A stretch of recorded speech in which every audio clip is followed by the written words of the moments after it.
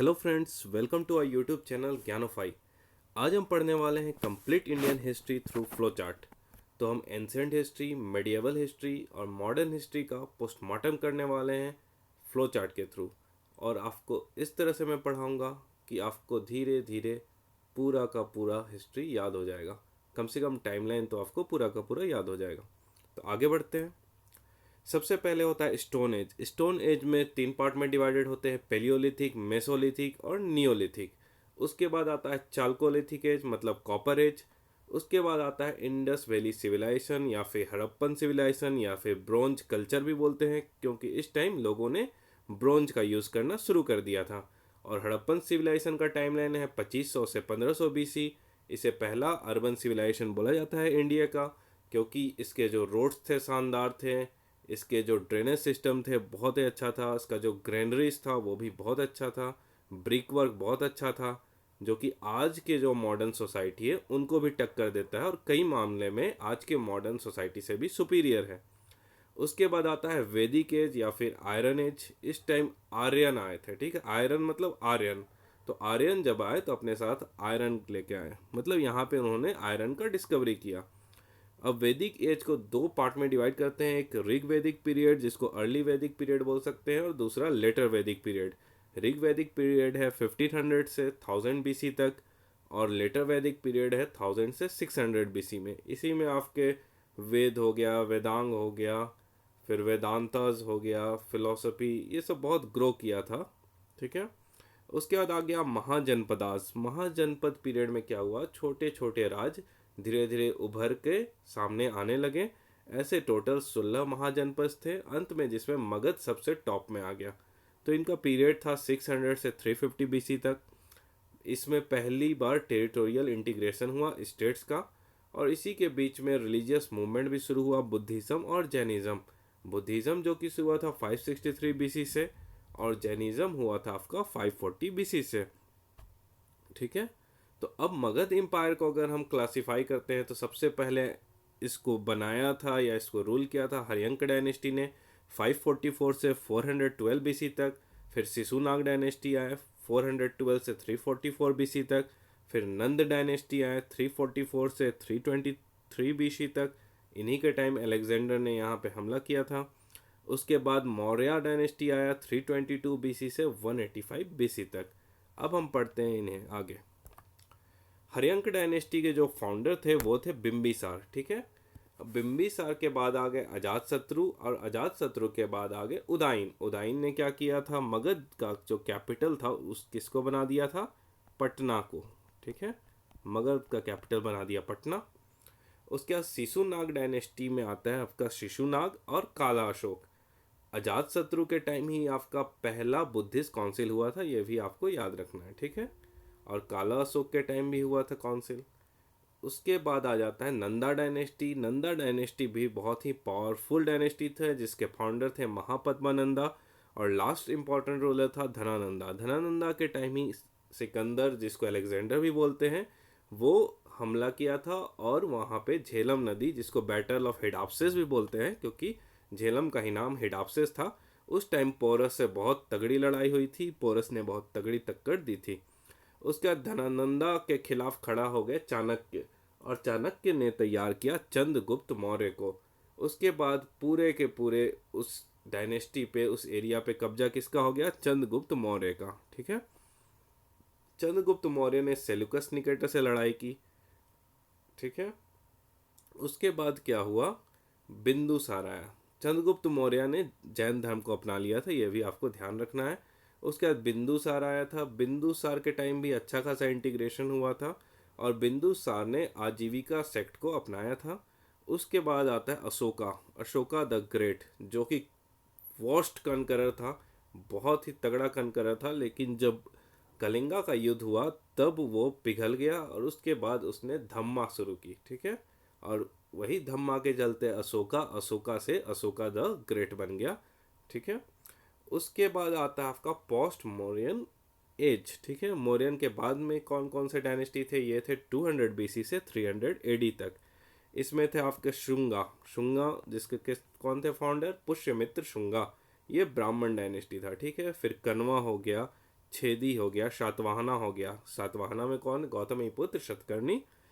उसके बाद आता है आपका गुप्ता पीरियड। गुप्ता पीरियड होता है आपका 322 से 550 एडी तक। गुप्ता पीरियड को ही हम लोग बोलते हैं गोल्डन एज, ठीक है, गोल्डन एज या गोल्डन पीरियड। गोल्डन पीरियड किस लिए बोलते हैं? वहाँ गोल्ड मिलता था इसलिए नहीं। गोल्डन पीरियड इसलिए बोलते हैं क्योंकि जितने भी आप आज के ग्रंथ देख रहे हैं वो उसी टाइम लिखी गई थी। आर्ट, साइंस, लिटरेचर, एस्ट्रोनॉमी, हर फील्ड में वो टॉप पे थे, इसलिए इसे गोल्डन पीरियड बोला जाता है। चंद्रगुप्त वन थे, उसके बाद समुद्रगुप्त आए। समुद्रगुप्त को बोला जाता है नेपोलियन ऑफ इंडिया, जबकि ये गलत हुआ क्योंकि समुद्रगुप्त ने आज तक कोई लड़ाई हारी ही नहीं। नेपोलियन तो हार गया था लड़ाई, ठीक है। समुद्रगुप्त बहुत तगड़ा आदमी था, बीना का भी शौक था उसे। उसके बाद चंद्रगुप्त टू आए, ठीक है। चंद्रगुप्त टू के टाइम ही कौन आया था? फाहियान आया था, ठीक है। उसके बाद कुमार गुप्त आए। कुमार गुप्त किस लिए फेमस है? क्योंकि कुमार गुप्त ने जो क्या बनाया था? नालंदा यूनिवर्सिटी, ठीक है। उसके बाद हो गया पुष्यभूति डायनेस्टी या वर्धना डायनेस्टी भी, जिसको हम लोग क्लासिफाई करते हैं 550 से 647 एडी तक। और इसके जो इम्पोर्टेंट रूलर थे हर्षवर्धन, जो कि 606 से 647 एडी तक थे। ये कंटेम्प्रेरी भी थे प्रॉफिट मोहम्मद के, हर्षवर्धन। और हर्षवर्धन के टाइम ही कौन आए थे बताइए? ह्वेनसांग आए थे, ठीक है। उसके बाद हर्षा का जब डेथ हो जाता है तो उसके बाद ही ट्रांजिशन शुरू हो जाता है। मतलब इंडिया जो है अब एंशियंट हिस्ट्री से हम लोग धीरे धीरे किधर बढ़ रहे हैं? मेडिएवल हिस्ट्री की ओर, ठीक है। और उसी के बीच एक आक्रमण होता है 712 एडी में। 712 एडी में किसका आक्रमण होता है? तो वो होता है मोहम्मद बिन कासिम का। मोहम्मद बिन कासिम क्या था? पहला इस्लाम था, इस्लामिस्ट था जिसने इंडिया में इन्वेट किया था, और इसी ने पहली बार जजिया लगाया था इंडिया में, ठीक है। अब हम लोग बढ़ गए हैं मेडिएवल हिस्ट्री की ओर। मेडिएवल हिस्ट्री का टाइमलाइन देखेंगे तो हर्षा के बाद से शुरू हुआ था, मैंने जैसा आपको बताया था। और यहाँ पे अब स्ट्रगल शुरू हो गया, ठीक है। तो पहले स्ट्रगल हो गया गुर्जर प्रतिहाराज में, पालाज में और राष्ट्रकूताज में। तो इन तीनों के बीच जो स्ट्रगल था उसे हम बोलते थे ट्री पार्टाइट स्ट्रगल। गुर्जर प्रतिहाराज कब से कब थे? 730 से 1036 एडी तक। पालाज कब से कब थे? 550 से 1150 एडी तक। और राष्ट्रकूताज थे आपके 752 से लेकर 973 एडी तक, ठीक है। उसी के बीच में तो इन तीनों का जब स्ट्रगल हुआ था प्रतिहाराज, पालाज और राष्ट्रकूताज में, तो इसमें प्रतिहाराज ने ही लास्ट में विक्टोरियस हुए, ठीक है। प्रतिहाराज जीत के आए। और ये स्ट्रगल किस चीज़ के लिए था? आप पूछेंगे किस एरिया के लिए था? तो ये पूरा लड़ाई सेंटर था कन्नौज के पास, ठीक है। कन्नौज के लिए टोटल का टोटल स्ट्रगल था। उसके बाद महमूद गजनी आया। महमूद गजनी कब आया? वो आया 101 से लेके 127, ठीक है। 1001 से 1027 एडी में, ठीक है। उसने 17 बार, इस टाइम लाइन के दौरान उसने 17 बार भारत में आक्रमण किया और सोमनाथ को भी लूट लिया। उसके बाद आता है पृथ्वीराज चौहान और मोहम्मद गौरी का स्ट्रगल, ठीक है। तो पृथ्वीराज चौहान और मोहम्मद गौरी के बीच दो लड़ाई होती है 1191 और 1192 में, battle of Tarain. First battle of Tarain जो 1191 में हुआ था उसमें पृथ्वीराज जीत के आते हैं, और सेकेंड बैटल जो था 1192 में उसमें मोहम्मद गौरी धोखे से पृथ्वीराज को मार देता है या हरा देता है, ठीक है। उसका 1206 में 1206 एडी में क्या होता है? गौरी मर जाता है, ठीक है। मोहम्मद गौरी मर जाता है तो उसके बाद क्या होता है? स्टार्ट होता है स्लेव डायनेस्टी का, गुलाम वंश का, ठीक है। स्लेव डायनेस्टी का रूलर कौन थे? कुतुबुद्दीन ऐबक, ठीक है। कौन थे स्लेव डायनेस्टी के रूलर? कुतुबुद्दीन ऐबक। और ये मिलिट्री स्लेव था, ठीक है, गौरी का। तो अब हम लोग पढ़ते हैं स्लेव डायनेस्टी। तो स्लेव डायनेस्टी, जिसको हम लोग ममलुक डायनेस्टी भी बोलते हैं, वो था 1206 से लेके 1290 एडी तक। इसके फाउंडर किसको बोला जाएगा? कुतुबुद्दीन ऐबक को। उसके बाद इल्तुतमिश आया। इल्तुतमिश के पास रजिया सुल्तान आई। रजिया पहली वोमेन लीडर थी, ठीक है। उसका बाद बलबन आया। बलबन सजदा और पैबोज का सिस्टम लाया था कि सुल्तान को हमेशा आपको सलामी ठोकनी है, वरना नंगा तलवार लेके रखता था, काट के फेंक देता था गला। उसके बाद आया खलजी डायनेस्टी। खलजी डायनेस्टी 1290 से 1320 में। इसमें फेमस है जलालुद्दीन खिलजी इसका फाउंडर। उसके बाद अलाउद्दीन खिलजी को कौन नहीं जानता है, पद्मावत। पद्मावत मूवी आपने देखा होगा, तो वही पद्मावत वाला ये अलाउद्दीन खिलजी है, ठीक है। तो उसके बाद आता है तुगलक डायनेस्टी। तुगलक डायनेस्टी 1320 से लेके 1440 तक आता है। इसके फाउंडर घियासुद्दीन तुगलक। उसके बाद था मोहम्मद बिन तुगलक। मोहम्मद बिन तुगलक फेमस है अपने एक्सपेरिमेंट के लिए। इसे बेवकूफ़ सुल्तान, पागल सुल्तान और भी बहुत कुछ बोला जाता है, क्योंकि इसने बहुत सारे एक्सपेरिमेंट किए लेकिन सब के सब फेल हो गए। उसके बाद फिरोज शाह तुगलक आता है। फिरोज शाह तुगलक थोड़ा ऑपरेसिव था हिंदूज के प्रति। उसके बाद सैयद डायनेस्टी आता है। सैयद डायनेस्टी 1414 से 1451 एडी तक आता है। इसके फाउंडर खिजिर खान और मुबारक शाह, कुछ खास नहीं था इसमें। उसके बाद आता है लोधी डायनेस्टी 145 से 1451 से आपका 1526 एडी तक था ये। इसमें बहलोल लोधी थे, सिकंदर लोधी थे और इब्राहिम लोधी थे, ठीक है। तो इब्राहिम लोधी जो लास्ट रूलर था बहुत एरोगेंट था, तो उसका किसी से नहीं बनता था, हर किसी से झगड़ा करते रहता था। तो फिर क्या हुआ, उधर लोगों ने आमंत्रण किया, इनवाइट किया किसको, बाबर को। तो 20 अप्रैल 1526 में एक ऐसा लड़ाई होता है जो पूरे भारत के इतिहास को बदल देता है, और उसे बोलते हैं फर्स्ट बैटल ऑफ पानीपत, जो कि होता है बाबर और इब्राहिम लोधी के बीच में। और इसमें बाबर जो होता है वो जीत जाता है, और यहीं से शुरू हो जाता है फाउंडेशन ऑफ मुगल एम्पायर का। तो उससे पहले हमने क्या क्या पढ़ा, Mamluk dynasty, Khilji dynasty, Tughlaq dynasty, Sayyid dynasty, Lodhi dynasty. तो ये जितने डायनेस्टी ये सब आते हैं दिल्ली सल्तनत, ठीक है, क्योंकि पूरा का पूरा स्ट्रगल दिल्ली के राउंड था उस टाइम। तो दिल्ली सल्तनत कब से कब था, तो 1206 1206 से 1526 तक। इब्राहिम लोधी जब तक नहीं हार जाता है, तो पूरे के पूरे डायनेस्टी को हम दिल्ली सल्तनत बोलते हैं। और अब आगे हम लोग बढ़ेंगे मुगल एम्पायर की ओर, ठीक है। तो मुगल एम्पायर का बाबर फाउंडर था 1526 से 30 तक, और इस 4 सालों में वो बस लड़ाई ही करते रहा। उसका पूरा जीवन लड़ने में ही निकल गया। 1526 पानीपत, 1527 खानवा, 1528 चंदेरी की लड़ाई, 1529 घाघरा की लड़ाई, और 1530 में मर गया आगरा में ही। और उसका जो टॉम था वो काबुल में बनाया गया, ठीक है।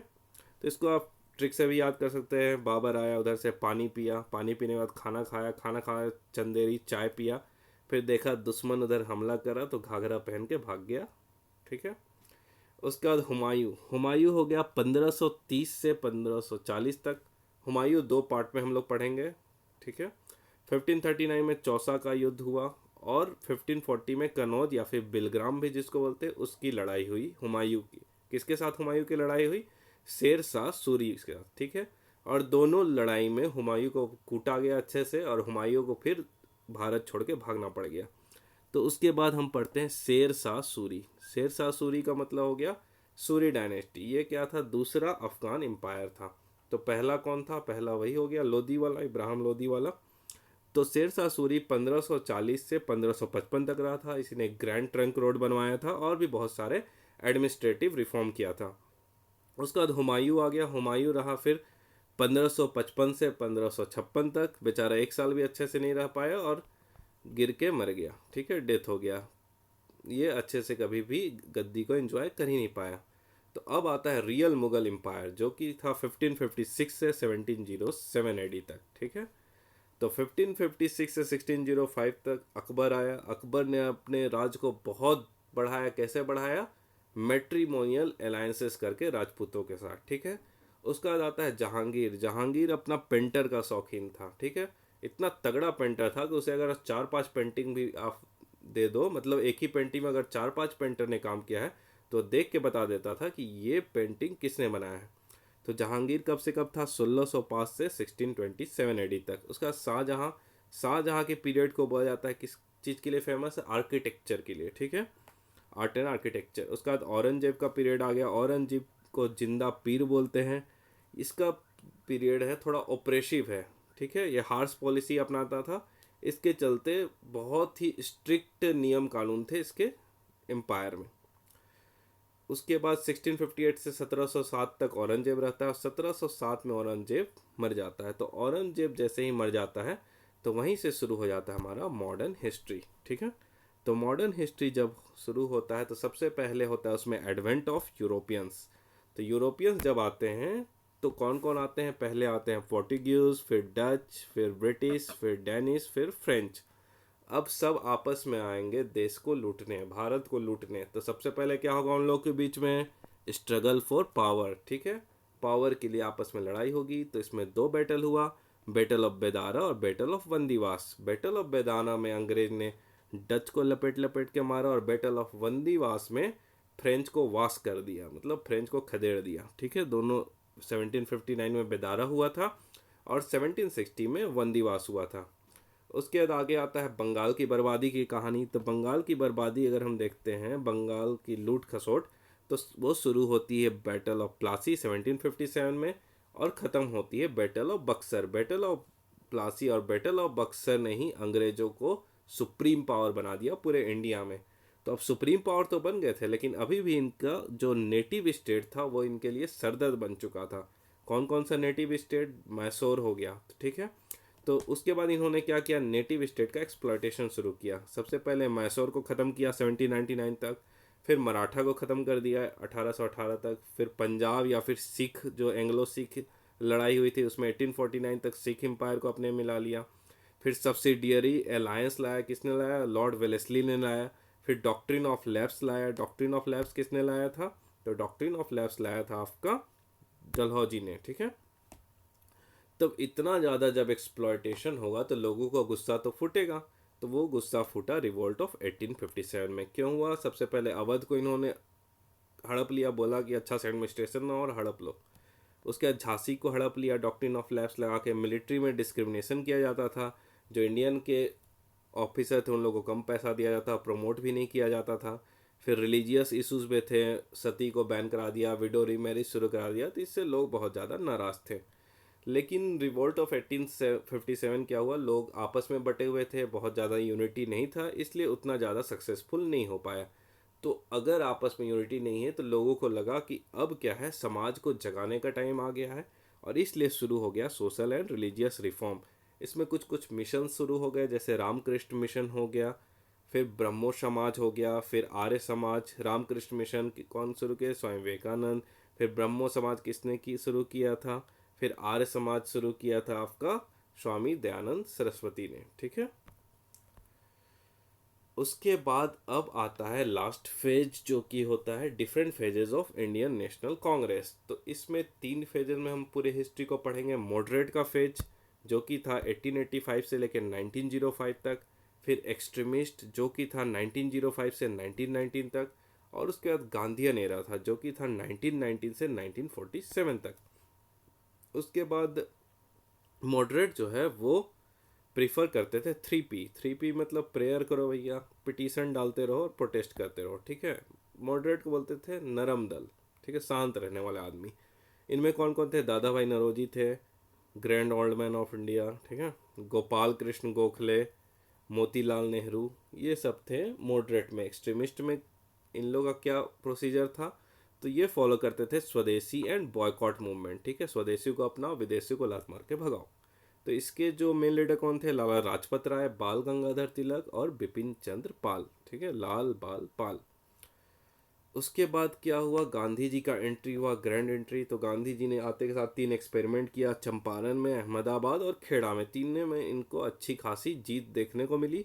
चंपारण 1917, अहमदाबाद 1918 और खेड़ा भी 1918।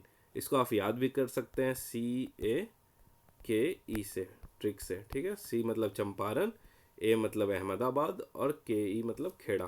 ठीक है, उसके बाद गांधी जी ने 3 मेजर मूवमेंट चलाया। NCM नॉन कॉपरेशन मूवमेंट 1920 से 1922 तक, और उसके बाद सिविल डिसओबीडियंस मूवमेंट 1930 से शुरू किया था। उसके बाद क्विट इंडिया मूवमेंट 1942 में हुआ था।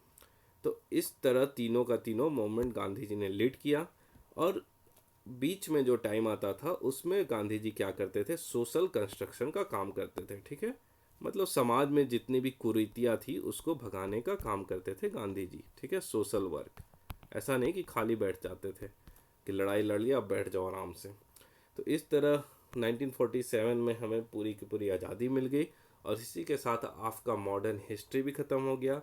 तो पूरे फ्लो चार्ट के थ्रू मैंने आपका एंशियंट, मेडिएवल और हिस्ट्री मॉडर्न ख़त्म कर दिया। अब एक बार और अगर हम देखना चाहें तीनों का टाइमलाइन, तो एंशियंट, ठीक है, एंशियंट जो है वो कब से कब रहेगा, 2500 हड़प्पन सिविलाइजेशन जो था उधर से लगभग कितना तक, 740 तक, ठीक। उसके बाद मेडिएवल कब से रहेगा,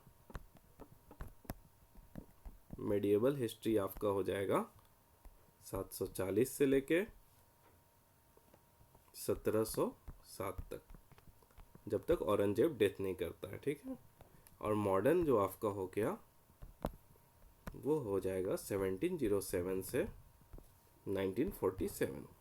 ये अलग अलग बुक्स में आपको अलग अलग भी मिलेंगे, क्योंकि ऐसा कुछ फिक्स नहीं है कि इसी को एंशियंट, लेकिन रफली यही है आपका एंशियंट, मेडिएवल और मॉडर्न हिस्ट्री। तो फ्रेंड्स, आप बताएंगे आपको ये वीडियो कैसा लगा, और कमेंट बॉक्स में बताएंगे अगर आपको इस तरह की कोई और भी वीडियोस चाहिए तो। Thank you.